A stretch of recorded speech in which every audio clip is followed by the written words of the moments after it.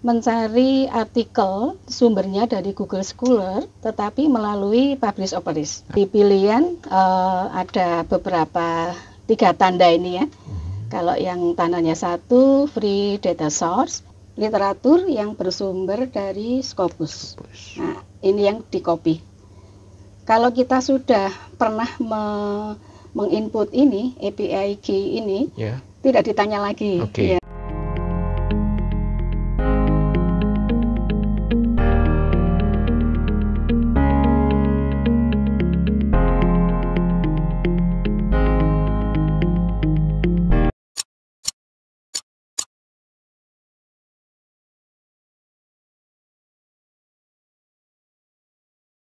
Assalamualaikum warahmatullahi wabarakatuh. Waalaikumsalam warahmatullahi wabarakatuh. Sahabat Jogja Network, kita ketemu lagi dalam pembahasan yang menarik, terutama untuk dunia akademik. Dari tayangan sebelumnya kita cukup banyak respon dari penonton channel ini, ya. Dan saya masih ditemani oleh Profesor Tri Gunarsyih. Apa kabar, Mbak Gun? Baik, alhamdulillah. Apa kabar Pak Soleh? Alhamdulillah, selalu baik, sehat, dan waras. Alhamdulillah. Yang penting gitu. Ya. Kemarin kita sudah di sesi sebelumnya ya, kita sudah membahas semantik scholar, semantik scholar. Dua sumber. Oke, nah sebenarnya masih ada nggak sih Mbak selain dari semantik scholar dan Google Scholar sebagai alat untuk mencari referensi? Cari referensi, ya. Masih banyak Pak Soleh yang kita bicarakan di sesi sebelumnya. 2 di antara banyak, semantik scholar dan Google Scholar. Lalu juga kita sudah coba juga memindahkan ke Mendeley sehingga memudahkan kita ketika menulis artikel. Nah, salah satu di antara banyak yang lainnya kita bisa gunakan Publish or Perish. Nanti kita coba mungkin Pak Soleh di sesi ini, karena nanti akademisi baik dosen, peneliti maupun mahasiswa juga akan terbantu ketika menggunakan Publish or Perish. Bisa ditemukan kalau sekali pencarian Google Scholar itu 1000 artikel, tapi kalau Scopus itu 200. Hanya kita bisa akali juga. Kalau sekali pencarian itu 200, kita perlu 1000. Nah, tahunnya kita bikin pendek-pendek. Misalnya 16 sampai 17, nanti akan 200, 18, 19, 2018, 2019, 200 lagi, dan seterusnya. Itu cara untuk mensiasati supaya kita bisa mendapatkan banyak artikel. Mungkin tadi disebut Publish or Perish gitu ya. Apa itu, Mbak? Publish or Perish ini juga sama, AI juga membantu kita mencari banyak artikel, ya. Kalau gimana? Apa mau langsung dicoba saja ya? Kalau deskripsi nanti bisa teman-teman bisa ini sendiri, tapi kita coba nanti sampai ke Mendeley lagi. Di sesi sebelumnya kan kita semantik scholar, lalu Google Scholar, lalu ke Mendeley gitu ya. Nah, kita coba ke Mendeley juga. Nah, untuk Publish or Perish bisa download saja. Publish or Perish di sini harus download kalau ini ya. Iya. Download. Nah, kalau sudah download tinggal ditampilkan saja nanti hasilnya seperti ini. Di pilihan ada beberapa 3 tanda ini ya. Kalau yang tandanya 1, free data source. Nah, kemarin kita sudah coba Google Scholar dengan cara yang berbeda, langsung ke Google Scholar-nya. Kalau sekarang kita mencari artikel sumbernya dari Google Scholar, tetapi melalui Publish or Perish. Ini yang bintang 1 ini tidak perlu registrasi. Lalu yang bintang 2 ini yang perlu registrasi. Salah satunya Scopus. Nanti kita coba Scopus, karena Scopus kan banyak juga yang tidak bisa diakses gitu karena harus berbayar. Tapi sebagian juga tidak berbayar. Nah, tapi yang diperlukan untuk Scopus itu harus melakukan registrasi, free registrasinya. Nah, yang tidak kita coba yang bintang 3 ini karena harus subscribe, harus langganan gitu ya, karena langganan kita itu coba yang biasanya dihindari yang begitu-begitu tuh. Iya, karena kalau sendiri gitu kan jadi mahal ya langganan. Kecuali kalau kampus-kampus yang sudah berlanggan perguruan tingginya. Nah, Civitas Akademika tinggal menggunakan saja. Ya. Tapi karena kita umum, kita coba nanti yang free dan free registration required. Oke. Gitu. Karena yang berbayar dana penelitian di kita juga termasuk rendah kan ya? Nah, begitu. Sudah ini ya, rahasia umum. Iya. Rahasia umum. Kita coba Google Scholar, Pak Soleh. Oke. Nah, tinggal diklik saja, lalu bisa dituliskan title word ataupun keywords. Saya lebih suka menuliskan kata kunci seperti tadi ya. Kita gunakan yang lain saja ya. Misalnya saya tertarik ke materi keberlanjutan gitu ya. Sustainability and performance itu. Performance. Nah, begitu. Nah, lalu ini ada pilihan kalau mau banyak ya sampai 1000 gitu. Tapi kita coba 100 saja ya supaya tidak lama. Nah, tahunnya tinggal dituliskan saja. Misalnya yang saya kendaki adalah 2019 sampai 2023 misalnya begitu ya. Nah, sudah ada keywords, kata kunci, lalu yang kita kendaki, tinggal ini saja, klik search. Nah, klik search dia akan membantu mencari artikel. Nah, ini artikel-artikel yang didapatkan sumbernya dari Google Scholars menggunakan publish or perish. Nah, ini sudah, kalau di sini ada citation metriknya gitu. Tahun publikasinya 2009 sampai 2023. Citation per year, ada jumlah paper 100, jumlah citasi dan seterusnya. Nah, ini kalau mau melengkapi SLR ya, bisa kita copy saja. Copy matrix for Excel with headers.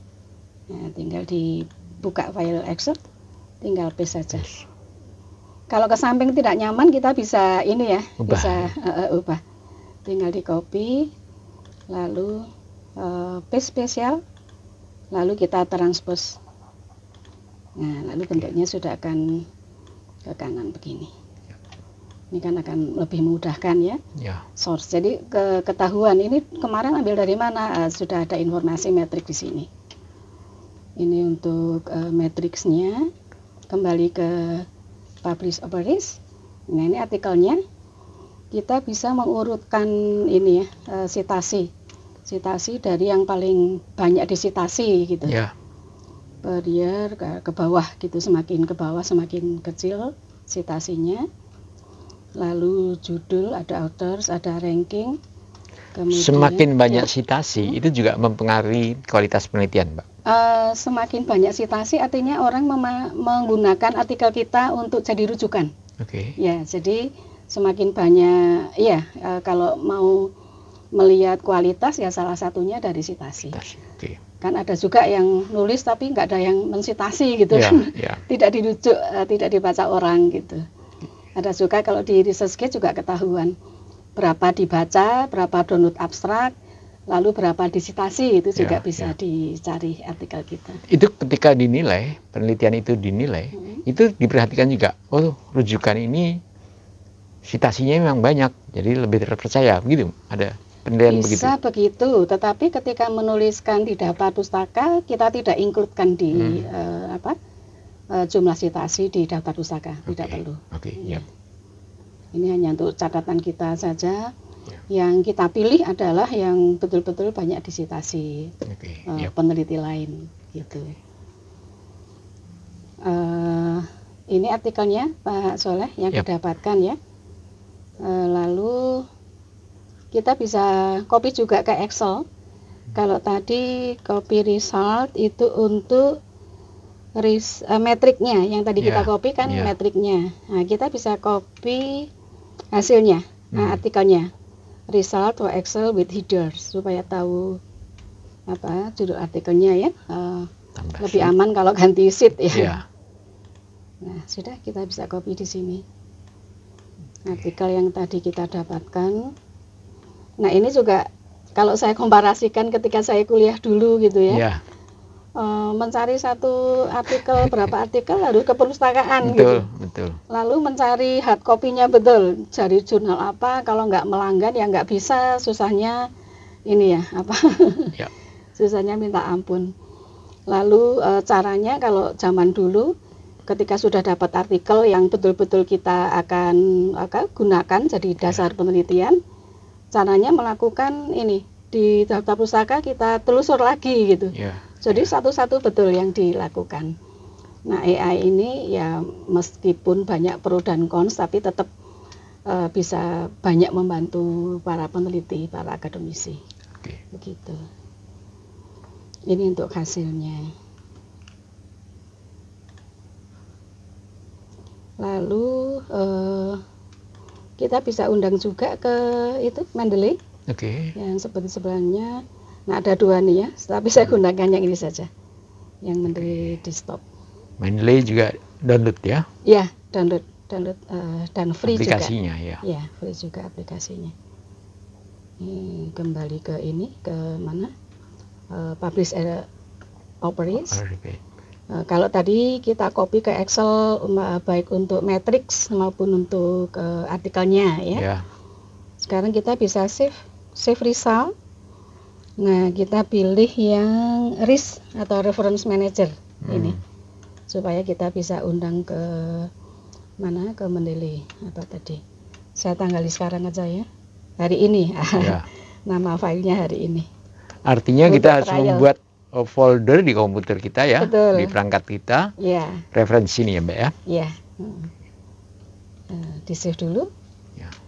Lalu kalau sudah dibuka lagi Mendeley-nya, langkahnya sama persis seperti yang biasa dilakukan. Ya. Create folders. Saya kasih nama supaya tidak lupa hari Ya. ini.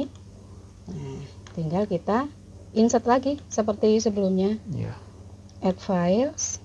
Nah, filenya yang RIS tadi namanya adalah hari ini. Open. Nah, sudah masuk. Sudah masuk sebanyak 100 yang tadi Ya. kita dapatkan dari Publish Operis. Kemudian untuk untuk bagaimana cara menggunakan di Words sama seperti sebelumnya. Oke. Begitu. Dan ini juga bisa di-download. Bisa kalau ada ininya ya, Ya. filenya. Tapi tidak semua bisa. Nah, Oke. ini kebetulan bisa get full text. Ya. Ya, kalau bisa get full text berarti bisa di-download. Nah, hanya bedanya ketika langsung ke mana? Google Scholars kan kita sudah tahu ya. Ya. Mana yang Scopus, mana yang tidak, mana yang Ya. punya PDF, mana yang tidak. Nah, kalau di sini nggak kelihatan. Di Oke. Publish Operis itu tidak nampak informasi itu, jadi harus melihat satu persatu. Sehingga ada PDF-nya sepertinya, sebentar. Ada informasi PDF, tapi di mana ya? Mestinya ada itu PDF-nya. Cuman yang ini yang Scopus atau tidak itu harus ngecek satu-satu. Artinya setiap tools itu punya ini ya, punya keunggulan, lalu yang kita pilih yang sesuai dengan kebutuhan kita. Ya. Begitu. Ini termasuk tadi ya, ini baru sesi yang tidak berbayar tadi, Mbak. Yang tidak berbayar, betul Pak Oke. Soleh. Dan juga tidak harus Registrasi. registrasi Iya. ya. Oke. Nah, lalu kalau akan menggunakan Scopus Search, kita bisa juga Scopus Search ya. Ya. Nah, cuman ini harus registrasi dulu. Tadi kan ada bintang 2 gitu kan. Ya. Bintang 2. Registrasi caranya bagaimana? Nah, teman-teman bisa pindah ke sini ke Scopus, Ya. scopus.com. Lalu melakukan registrasi biasa. Kebetulan saya sudah nih. Oke. Sudah ini ya. sudah sign in juga. Kalau mau tahu mungkin sign out dulu ya. Jadi selesai. Kalau sudah punya langsung dituliskan. Oke. Kalau tidak punya, boleh menggunakan website yang ya. Artinya kita harus register dulu di ResearchGate. Saya kebetulan punya akun di sini di ResearchGate. Ya, artinya yang belum punya harus mendaftar dulu ya. Iya. Tapi ada beberapa juga yang nggak usah dituliskan, bisa kok. Ada juga yang begitu. Oh gitu. Okay. Nanti kalau kebetulan bisa, ya sudah dilewati saja. Label, sekali lagi saya lebih suka menuliskan nama saya. Tapi kalau tidak suka menuliskan namanya sendiri juga boleh yang lain. Nanti kalau sudah ada menuliskan website, label, lalu akan muncul ini API key. Nah ini nanti yang di-copy, yang diminta oleh publish authorities ketika kita mencari literatur yang bersumber dari Scopus. Nah, ini yang di-copy. Kalau kita sudah pernah menginput ini, API key ini, tidak ditanya lagi. Ya. Nah, karena saya sudah, berarti saya tidak bisa menunjukkan ya. Nanti urut-urutannya akan diminta API key di publish authorities. Begitu cara untuk API key sebagai bukti bahwa kita sudah melakukan registrasi di Scopus. Begitu. Kemudian langkah selanjutnya? Selanjutnya kembali lagi ke publish authorities yang tadi. Nah ini sudah muncul Scopus search. Sama seperti tadi, dituliskan keywords. Saya tidak usah ubah ya. Sustainability and performance, tahunnya dibuat sama. Lalu ketika klik search, nah ini setelah klik search ditanya key tadi. API key setelah set. Hanya saya sudah. Baik, kita kembali ke halaman yang awal. Yang tadi sudah kita coba adalah yang bintang 1, Google Scholars. Sekarang kita akan coba Scopus. Syaratnya free registration required. Nah, registrasi tadi sudah dilakukan di webnya Scopus. Jadi sudah langsung kita bisa gunakan. Caranya sama seperti tadi, klik yang Scopus. Kemudian keywords-nya dituliskan apa yang akan kita cari, sustainability and performance gitu ya. Lalu sama kalau mau dibuat tanggal tahun 2019 sampai 2023. Nah, misalnya begitu ya. Kalau sudah search. Nah, setelah klik search, nanti akan diminta key yang tadi dibuat di Scopus. Itu tinggal di copy saja. Nah, ini semuanya berasal dari Scopus, artikel-artikel ini. Papernya meskipun maksimal 200, ternyata di kurun waktu ini 45 saja. Sama seperti tadi untuk memindahkan ke mana? Mendeley ya, ke Excel, ke Mendeley sama. Copy results, kemudian matrix for Excel with headers, pakai sheet yang berbeda. Jadi kita akan tahu mana yang Scopus, lalu mana yang Google Scholars gitu. Transpose supaya kita bisa baca ke bawah. Nah, source-nya Scopus. Kalau yang tadi source-nya Google Scholars. Nah, ini untuk artikel bisa juga di copy sama seperti yang tadi. Copy result, kemudian result for Excel with headers. Lalu pergi lagi ke Excel. Paste di sini. Nah, sama seperti tadi ya, citasi tahun dan seterusnya. Ini kalau mau dibuat grafik juga bisa juga ya. Misalnya tahun berapa, muncul berapa, berapa seorang penulis menulis berapa artikel gitu, nanti bisa dilanjutkan dengan yang semacam itu. Baik, kembali ke publish authorities lagi. Sama juga seperti tadi, kalau mau import ke Mendeley, tinggal save result, kemudian yang dipilih adalah risk reference manager. Saya hari ini ya. Nah, lalu di save saja. Lalu kalau sudah sama seperti langkah-langkah sebelumnya, Create folders. Nah, kalau mau dijadikan satu pun nggak apa-apa ya, tapi kalau dipisahkan juga nggak apa-apa juga. Jadi tergantung kepentingan kita. Tergantung kebiasaan kita ya. Iya. Supaya lebih apa ya, kalau mencari kemudian filenya sesuai, misalnya ini. Saya sedang menulis perilaku keuangan, financial behavior. Yang saya buka kan lalu ini. Gitu. Kalau semuanya kan nanti jadi repot. Kalau dokumen gitu kan banyak sekali gitu yang dimaksudkan. Tadi kita buka hari ini A ya, hari ini A, kemudian sama seperti tadi, add files, lalu pergi ke folders. Hari ini nah ini ya yang Inggris yang tadi kita simpan. Nah, ini yang semuanya sudah Scopus. Jadi kalau kita misalnya membatasi referensi kita sumbernya dari jurnal internasional bereputasi, ini salah satu yang bisa dilakukan. Hanya memang tidak semua tersedia PDF-nya gitu ya. Ini kalau yang merah-merah mestinya ada ininya. Lalu kalau kita abstrak defaultnya kan begini. Default dari Mendeley ketika kita import abstraknya kosong. Nah, kita bisa update details ini. Diklik saja update details sehingga muncul abstrak. Nah, untuk tahu artikel ini penting atau tidak, atau kita akan gunakan atau tidak, sebelum membaca keseluruhan kan kita lihat abstraknya dulu. Oh, ini sesuai ya, kita akan gunakan untuk referensi, baru nanti dilanjutkan dengan pencarian artikelnya. Nah, ini bisa get full text, artinya bisa didapatkan artikelnya. Begitu, bisa di-download. Kalau memang itu penting ya kita simpan saja. Itu untuk import files dari publish operis yang di sini ke Mendeley, dan bisa kita gunakan untuk literatur review, kajian literatur. Mulai dari literatur itu kan kalau di penelitian mulai dari latar belakang. Latar belakang untuk mencari research gap penelitian.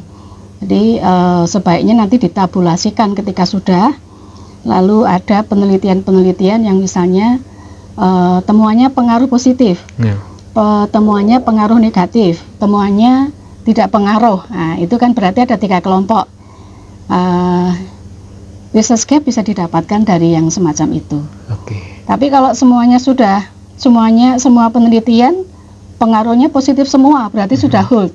Ya sudah, kenapa harus diteliti lagi? Karena sudah konsisten di mana-mana dilakukan, tahunnya berbeda, penelitinya berbeda, sudah hold, ya sudah, tidak perlu diteliti lagi. Artinya tidak ada research gap di situ. Mencari penelitian yang baru gitu ya. Yang baru. Mencari topik penelitian baru. Terkadang ketika kita sudah bisa membuka tadi ya, bisa download PDF-nya, di situ stasiunnya banyak gitu ya, ada di footnote-nya, di apa ini semua ada. Terkadang kita itu daripada kita mencari buku itu, kita cukup ngambil dari situ saja, seolah-olah itu adalah referensi kita, kan sebenarnya nggak boleh itu ya, gitu. Oh ya, ini kaitannya sama etika ya. Etika. Kalau kita menuliskan pendapat orang lain, ambil dari artikel itu, maka kita harus sebutkan sumbernya. Tidak boleh tidak menyebutkan sumbernya. Itu yang disebut dengan plagiasi. Bahkan terhadap kita sendiri yang disebut dengan self-plagiarism. Jadi kalau misalnya saya sudah melakukan penelitian, lalu sudah publish di jurnal tertentu gitu ya, lalu saya ambil sebagian sama persis gitu, saya tulis ulang di jurnal saya. Nah, itu juga nggak boleh di artikel saya yang lain. Itu yang disebut dengan self-plagiarisme. Plagiarisme punyanya sendiri itu juga harus sebutkan sumbernya. Gunarsi tahun berapa itu yang disitasi. Dan itu kan tentu saya tujuannya supaya penelitian itu jelas rujukannya gitu ya Mbak ya. Untuk menjaga tingkat akurasinya gitu ya. Iya, utamanya kan orang melakukan penelitian juga tidak gampang ya. Kalau gampang semua orang produktif, tapi nyatanya kan tidak begitu. Sehingga setidaknya sebagai penghargaan Ya, Penghargaan kita menghargai hasil penelitian orang lain, sehingga ketika kita tuliskan di rujukan baik latar belakang maupun bagian lain dari tulisan kita, ya harus disebutkan sumbernya. Oke. Begitu. Oke, sahabat Jogja Network, di pembahasan kali ini tadi kita sudah membahas tentang publish or perish gitu ya. Ya. Tentu masih banyak lagi sih yang bisa kita explore melalui AI ya, Mbak ya, untuk kepentingan penelitian. Kita akan bahas di sesi berikutnya kali ya, Mbak ya. Silakan. Supaya kalau belajarnya langsung panjang itu malah nggak masuk gitu Yeah. kan. Harus step by step supaya lebih mudah dipahami gitu kan ya. Dan yang paling penting yang dikatakan oleh Mbak Gun terakhir adalah masalah etik. Meskipun AI membuka peluang yang demikian besar untuk kita, tapi kita harus tetap punya landasan etik ya. Harus jujur. Kalau penelitian kita tidak jujur, maka kita bukan hanya berlaku curang, tapi kita sudah menghina sikap ilmiah gitu. Iya, betul. Oke, Mbak Gun, terima kasih. Sama-sama. Nanti kita ngobrol-ngobrol lagi kapan-kapan. Boleh, ya. Oke. Semoga bermanfaat untuk semua. Amin. Baik, sahabat Jogja Network, terima kasih dan ikuti channel ini terus. Assalamualaikum warahmatullahi wabarakatuh. Waalaikumsalam warahmatullahi wabarakatuh.